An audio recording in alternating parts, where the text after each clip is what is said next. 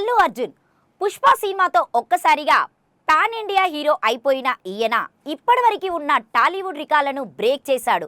ఈ సినిమాతో ఉత్తమ నటుడిగా నేషనల్ అవార్డు అందుకోవడమే కాకుండా టాలీవుడ్ హీరోలతో తొలి నేషనల్ అవార్డు అందుకున్న మేల్ నటుడుగా రికార్డ్ సొంతం చేసుకున్నారు. ఈ సినిమా ఇచ్చిన క్రేజ్ తో మళ్ళీ 3 ఏళ్ల నిర్వహణ శ్రమ తర్వాత పుష్ప 2 రిలీజ్ చేశారు.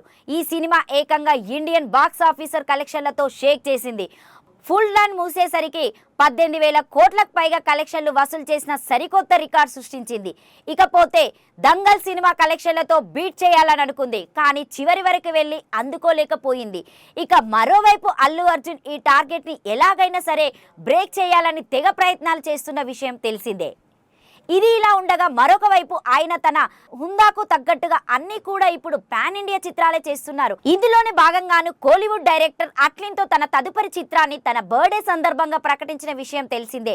బన్నీ బర్త్డే రోజున అనౌన్స్మెంట్ వీడియో రిలీజ్ చేస్తూ హాలీవుడ్ రేంజ్లోనే సినిమాలకు తెరకెక్కబోతున్నట్టుగా ప్రకటించారు. సన్ పిక్చర్ బ్యానర్ పైన కళానిధి మారన్ ఈ సినిమా భారీ బడ్జెట్తో నిర్వహిస్తున్నారు. దీనికి తోడు ఈ సినిమాకి అవతార్ వంటి చిత్రాలు పనిచేసిన హాలీవుడ్ దిగ్గజ విఎఫ్ఎక్స్ కంపెనీలు ఈ సినిమా కోసం పనిచేస్తున్నాయి.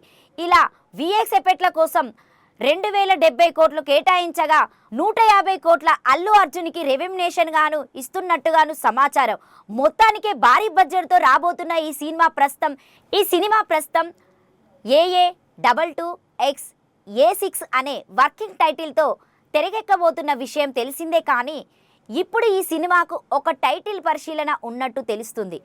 అల్లు అర్జున్ అట్లీ కాంబినేషన్ వస్తున్న ఈ సినిమా ఐకాన్ అనే టైటిల్ని పరిశీలిస్తున్నారన్నట్టు గతంలో వేణు శ్రీరామ్ ఈ టైటిల్నే అల్లు అర్జున్తో మూవీ చేయబోతున్నాడు, కానీ అది కుదరలేదు.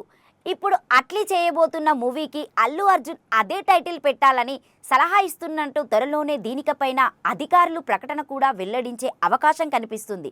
ఇకపోతే ఈ విషయం తెలిసి పచ్చి పరాష్టకం చేయడం అంటే ఇదేనేమో.